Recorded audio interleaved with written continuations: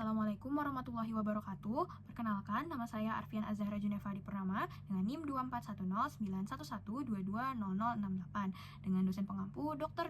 Oski Liandri Magister Kesehatan. Pada kesempatan kali ini, saya akan membuat video penjelasan singkat mengenai anatomi dari sistem kardiorespirasi. Untuk bagian pertama, di sini saya akan membahas dari sistem respirasi, yang mana kita bahas pembagiannya terlebih dahulu, di mana secara anatomi saluran pernafasan kita atau traktus respiratorius itu terbagi menjadi traktus respiratorius di bagian superior atau bagian atas dan traktus respiratorius inferior. Untuk di upper tract atau di traktus respiratorius superior itu dimulai dari nasus, kemudian ke kavitas nasi dan juga termasuk sinus paranasalis, kemudian faring hingga batasnya itu di laring. Kemudian untuk traktus respiratorius inferior itu dimulai dari trakea, kemudian bronkus, bronchiolus terminalis, bronchiolus respiratorius, kemudian masuk ke ductus alveolaris, kemudian nanti ada saccus alveolaris hingga ke alveolus. Tadi secara anatomi, sedangkan secara fisiologi itu terbagi menjadi pars conductoria dan pars respiratoria. Kalau traktus respiratorius pars conductoria itu dia seperti namanya, dia cuma mengkonduksikan udara atau hanya mengalirkan udara. Itu dimulai dari nasus sampai batasnya itu di bronchiolus terminalis. Nah, setelah dia mencapai di bronchiolus respiratorius, ini sudah masuk ke pars respiratoria, di mana di situ sudah terjadi pertukaran udara atau pertukaran gas hingga nanti di alveolus. Nah, selanjutnya kita masuk ke nasus. Nah, udara itu kan pertama kali masuk melalui hidung kita. Jadi kita bahas dari situ. Atau tepatnya melalui nares. Di sini nares atau lubang hidung bagian depan. Nah, hidung kita dari luar atau nasus externus itu dibentuk oleh beberapa tulang dan kartilago. Pertama di sini ada os frontal, kemudian os nasal, dan di sini juga bagian dari os maxillaris atau processus frontalis dari os maxillaris. Kemudian dia juga dibentuk oleh beberapa kartilago, seperti di sini ada kartilago nasi lateralis, dia ada di kanan dan di kiri. Kemudian ada kartilago alaris minor, dia juga ada di kanan dan kiri. Kemudian ada kartilago alaris majoris, dia juga ada di kanan dan kiri. Dia punya dua krus, ada krus lateral dan krus medial. Kemudian ada kartilago septinasi. Selanjutnya, jadi tulang-tulang tadi itu yang membentuk hidung, yang memberikan bentuk pada hidung. Selanjutnya kita masuk ke dalamnya. Nah, di dalam hidung itu ada rongga atau disebut sebagai kavitas nasi. Nah, kavitas nasi ini terbagi menjadi dua bagian. Ada bagian kanan dan kiri. Nah, dia itu dipisahkan oleh suatu sekat yang namanya adalah septum nasi. Nah, tadi nares kan lubang hidung depan. Nah, di belakang juga ada lubang, yang mana dia kan nanti akan mengalirkan udara, makanya ada lubang di sini. Namanya adalah koana. Nah, koana ini sekaligus jadi pembatas antara struktur hidung kita dengan faring, atau tepatnya nasofaring. Kemudian di bagian atap kavitas nasi ini ada struktur yang penting, yaitu ada bulbus olfactorius. Dia itu bagian dari nervus olfactorius, yang mana dia nanti akan berfungsi untuk mendeteksi bau. Makanya kita bisa mencium bau. Nah, selanjutnya itu ke dinding lateral dari kavitas nasi. Nah, dinding lateral dari kavitas nasi itu ada 3 tonjolan, yaitu ada kongka namanya. Yang di atas ini namanya adalah kongka nasalis superior, yang di tengah ini kongka nasalis media, dia itu kongka yang paling besar. Kemudian ada kongka nasalis inferior. Nah, dia itu nanti fungsinya, dia itu akan ikut berperan dalam untuk memanaskan udara yang masuk, kemudian melembabkan dan juga menyaring. Dan di sini, di sini ada yang namanya vestibulum nasi. Nah, di vestibulum nasi ini ada bulu-bulu, makanya nanti kalau ada kotoran nanti disaring di sini. Nah, di antara kongka tadi ada ruangan, yaitu namanya adalah meatus nasi. Nah, dia juga ada 3 di antara setiap kongka itu ada. Di antara kongka superior sama inferior itu ada meatus nasi superior. Kemudian di sini antara kongka nasalis media dan kongka nasalis inferior itu ada meatus nasi medius, dan yang paling bawah ada meatus nasi inferior. Nah, nanti meatus ini akan menjadi muara dari sinus paranasalis. Jadi sinus paranasalis itu kayak adalah sebuah rongga yang berisi udara yang ada di tulang wajah kita. Nah, dia itu nanti berfungsi untuk meringankan beban dari tengkorak kepala kita ini, dan juga dia di situ ada mukosa untuk ngasilin sekret buat di drainase atau dikeluarkan. Nah, di sini ada 4. Yang pertama ada sinus maxillaris, kemudian ada sinus frontalis, kemudian sinus sphenoidalis atau sering juga disebut cellula ethmoidalis, kemudian ada sinus sphenoidalis. Nah, tadi mereka itu masing-masing bermuara di meatus. Nah, pertama itu ini muara-muaranya. Nah, meatus medius itu di bagian sini itu dia adalah muara dari sinus frontalis. Terus di meatus nasi medius itu juga menjadi muara dari sinus ethmoidalis bagian anterior dan medianya sini. Kemudian di meatus nasi medius itu ada ada hiatus semilunaris nih. Bang ini tuh hiatus semilunaris, yaitu dia adalah muara dari sinus maxillaris. Kemudian di sini ada selain meatus tadi dia ada recessus sphenoethmoidalis, yaitu muara dari sinus sphenoidalis. Kemudian di sini di meatus nasi superior dia itu jadi muara dari sinus ethmoidalis yang posterior. Lalu di sini di meatus nasi inferior itu ada muara untuk ductus nasolacrimalis, yaitu saluran dari kantung air mata. Jadi dia menghubungkan antara air mata dengan hidung. Kemudian di sini ada yang di bagian anterior dari septum nasi itu terdapat yang namanya plexus Kisselbach, yaitu area yang berisikan cabang-cabang arteri. Jadi dia kayak gabungan dari cabang-cabang arteri seperti arteri spheno-palatina, kemudian arteri ethmoidalis anterior, kemudian arteri labialis superior, dan arteri palatina mayor. Nah, nanti di sini di bagian plexus Kisselbach ini itu sering jadi tempat yang sering terjadinya mimisan atau epistaxis. Selanjutnya kita masuk ke faring. Jadi faring itu saluran yang mana dia nanti akan berbatasan sama beberapa struktur. Nah, faring itu terbagi menjadi 3. Ada nasofaring atau nanti dia itu berbatasan ada di belakang dari nasus atau hidung, kemudian orofaring di belakang oral atau mulut, kemudian ada laring ofaring. Dia ada di dia berbatasannya sama laring. Nah, ini udah ditandain ya semua warnanya. Nah, di sini kita mulai dari nasofaring, di mana nasofaring itu batas atasnya itu sama nasus, tepatnya di koana, hingga di isthmus pharyngeus di sini. Nah, di sini ada beberapa struktur penting. Yang pertama ada tonsilla pharyngealis. Itu dia bagian dari sistem imun. Kemudian di sini ada ostium pharyngeum, tuba auditiva. Yaitu kemudian ada recessus pharyngeus atau yang disebut juga sebagai fossa Rosenmuller. Kemudian di sini ada tonjolan di atas ostium ini, itu adalah torus tubarius. Kemudian ada 2 lipatan. Di sini ada plica salpingopalatina dan plica salpingopharyngea.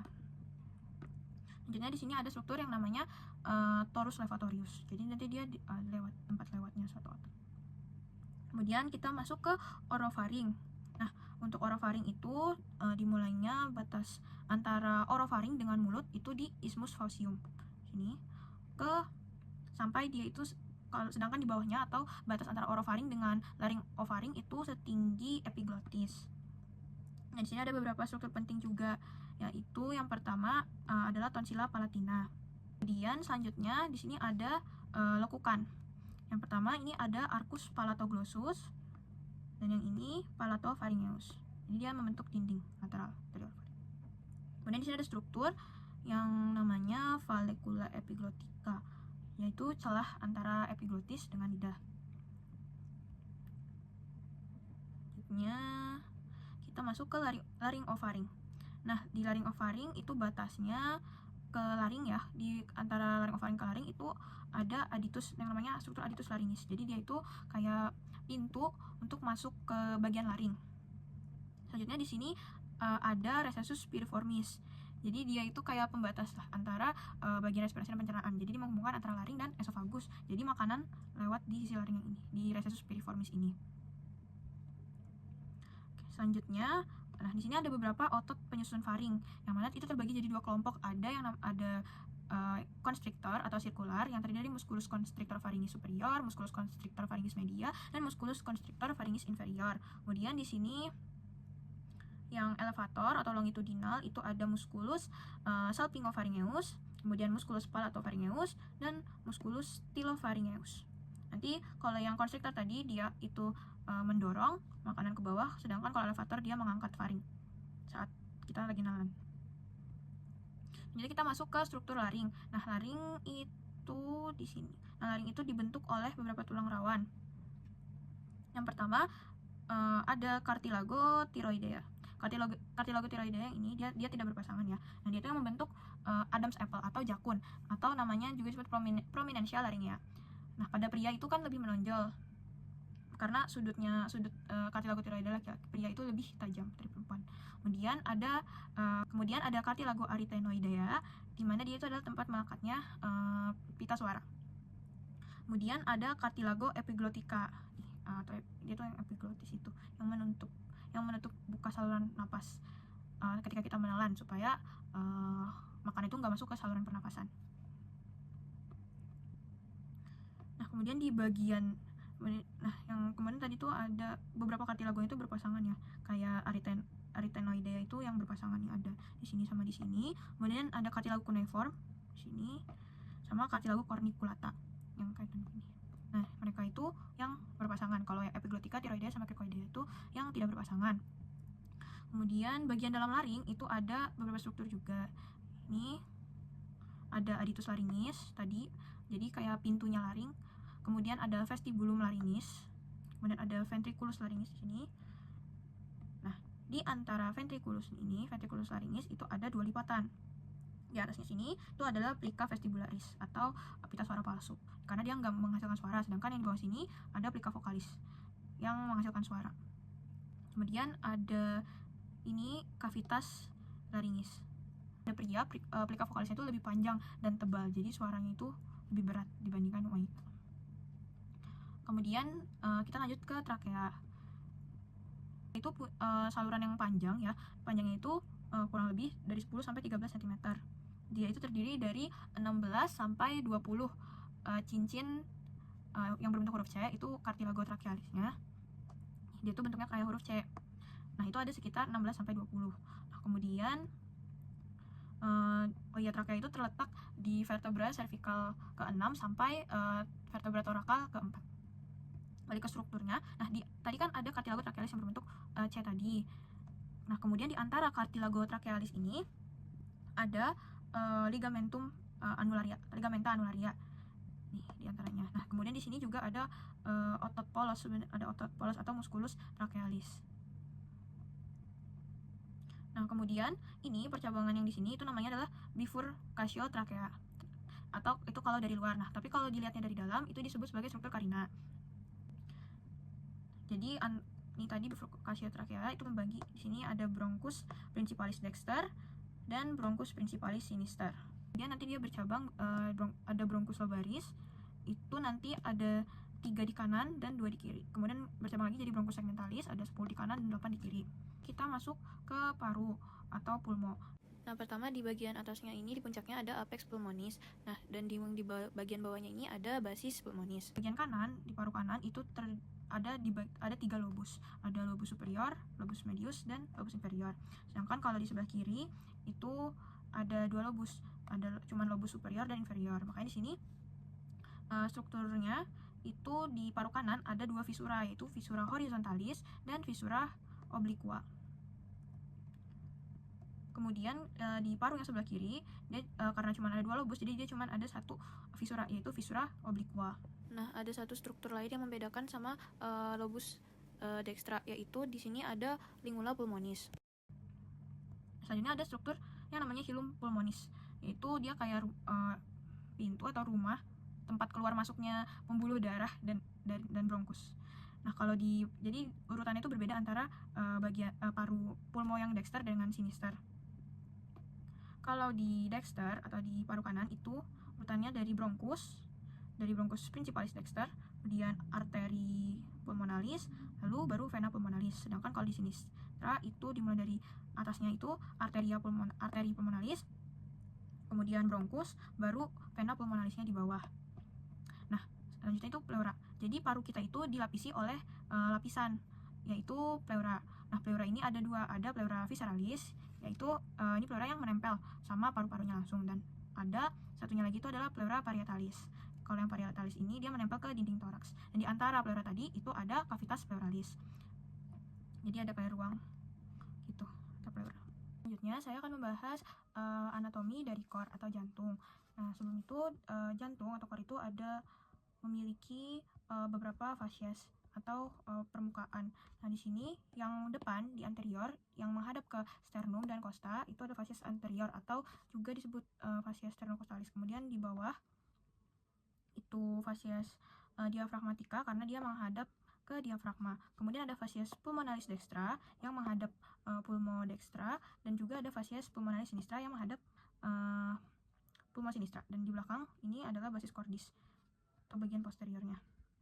Kemudian, nah, dinding jantung itu terdiri dari 3 lapisan. Kalau dari luar itu ada epikardium, yang di tengah miokardium, dan yang paling dalam itu endokardium. Yang itu punya 4 ruang utama, yaitu ada atrium dextrum, atrium sinistrum, kemudian ada ventriculus sinister, dan ventriculus dexter. Di sini kita mulai untuk melihat beberapa struktur di atrium dextrum. Nah, pertama di atrium dextrum ini ada auricula dextra. Dia kayak berbentuk seperti itu, kayak otot kecil. Nah, di auricula dextra itu ada musculi pectinati. Nah, musculi pectinati ini otot-otot yang kasar gitu. Nah, kemudian di sini ada pembatas antara area yang kasar antara si musculi pectinati tadi dengan area yang lebih halus, yaitu di sini nama pembatasnya adalah crista terminalis. Kemudian di sini ada septum interatrial, jadi septum antara dua atrium, antara atrium dextrum dan sinistrum. Kemudian ada fossa ovalis nih.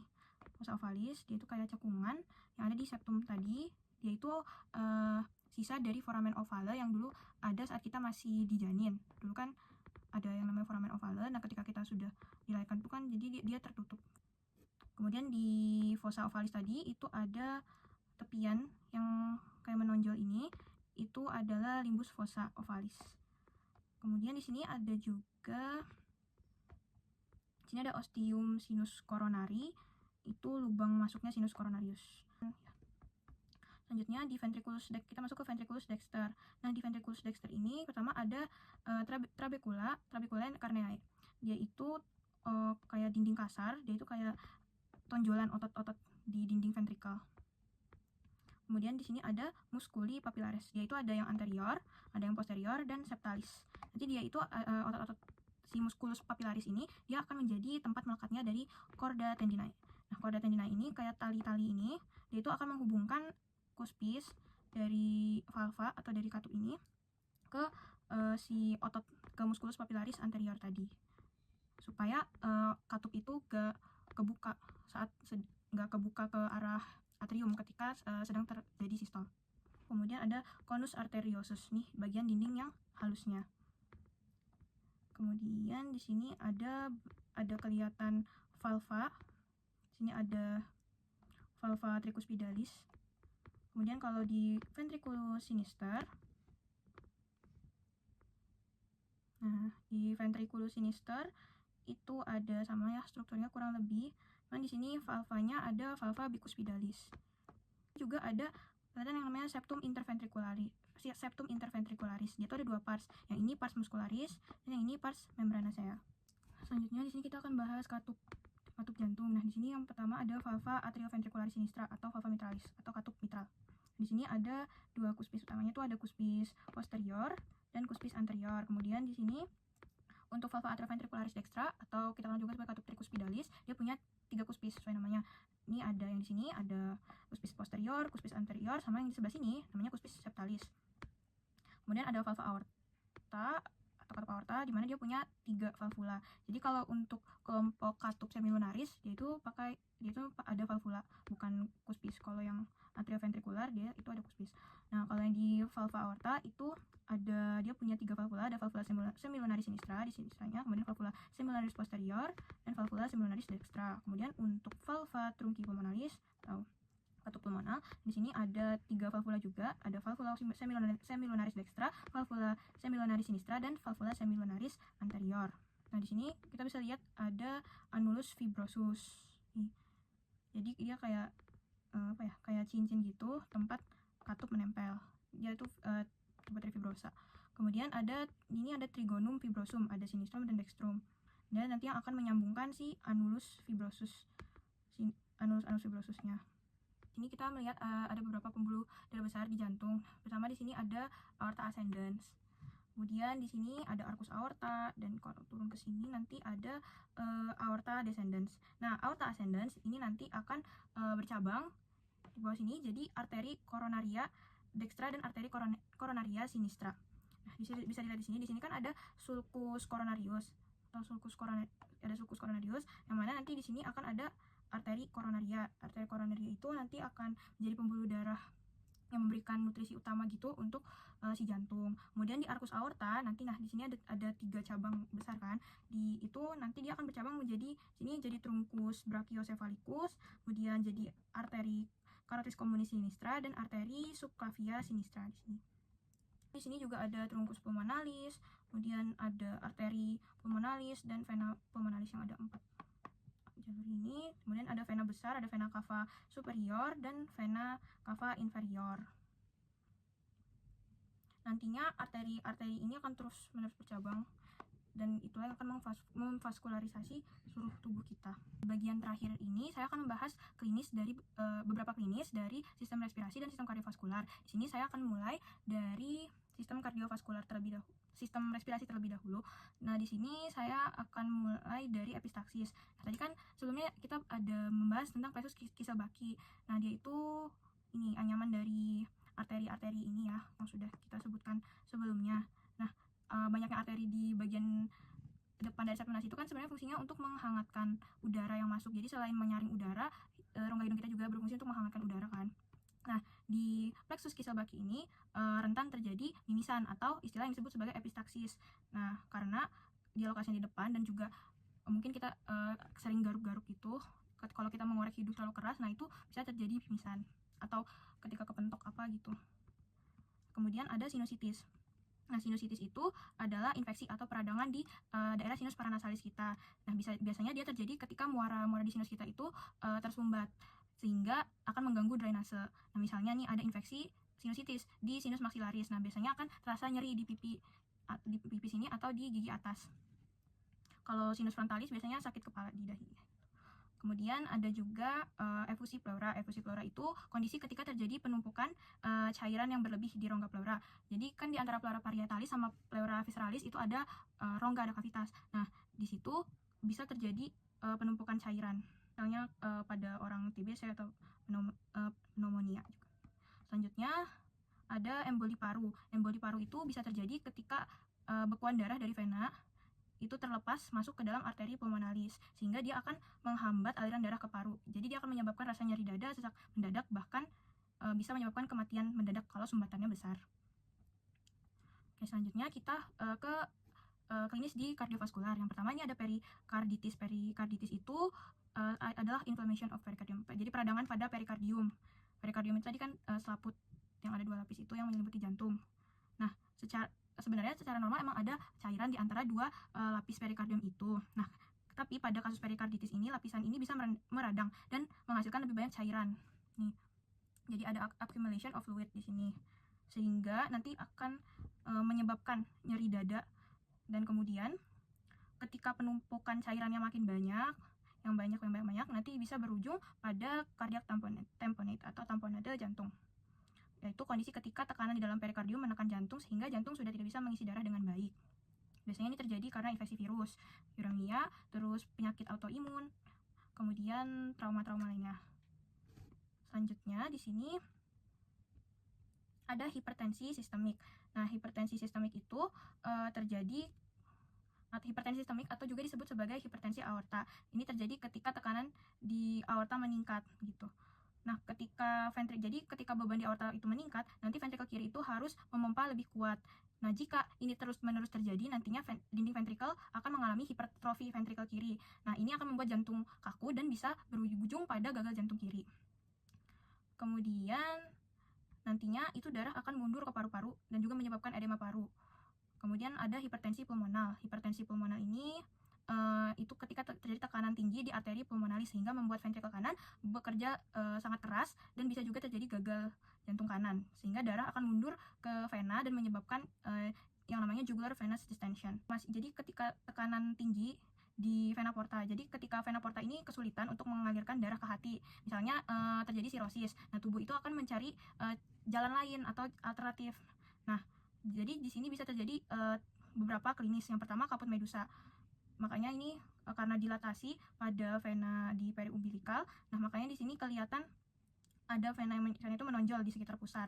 Makanya namanya kaput medusa karena menyerupai kepala medusa. Baik, itu saja yang bisa saya sampaikan. Apabila ada kesalahan dalam penyampaian materi, saya mohon maaf. Demikian dari saya. Wassalamualaikum warahmatullahi wabarakatuh.